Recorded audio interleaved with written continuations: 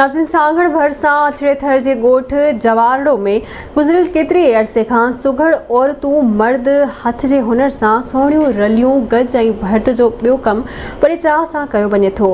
मुके पशम टुक सां ठहंदड़ रलियूं ॾेह तोड़े परॾे में सुखड़ी तौर बि मोकिलियूं वञनि थियूं। रिपोर्ट कर रहा है एडी कुंभार।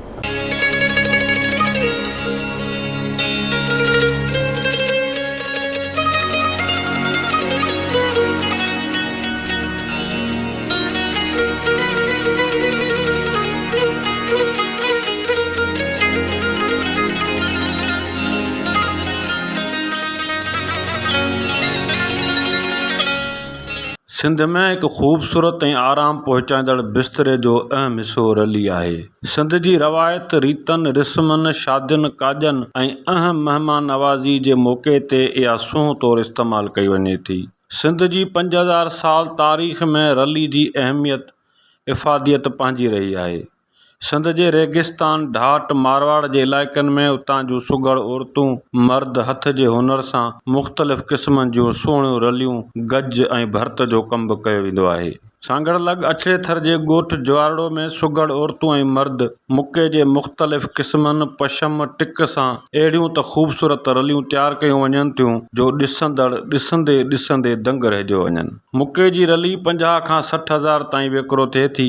ख़ासि करे सुखड़ी तौर या शादी तक़रीबन लाइ सरंदी वारा ख़रीद कंदा आहिनि। रली 2 खां 3 महीननि में मुकमल तयारु कई वञे। पुराणी ज़माने खां हलंदड़ आहे। असांजो हथ जो रलियूं आहिनि ॿियूं असांजे वॾनि खां वठी उमिरि सारी हलंदड़ आहे। ठाहींदड़ आहियूं घरनि में ॿाहिरि मज़े मर्द बि ठाहींदा आहियूं, पर मर्द कुझु घटि औरतूं वधीक ठाहींदियूं आहिनि। रली ये 40 हज़ार वञे थी, 50 वञे थी, 60 हज़ार ताईं वञे पई।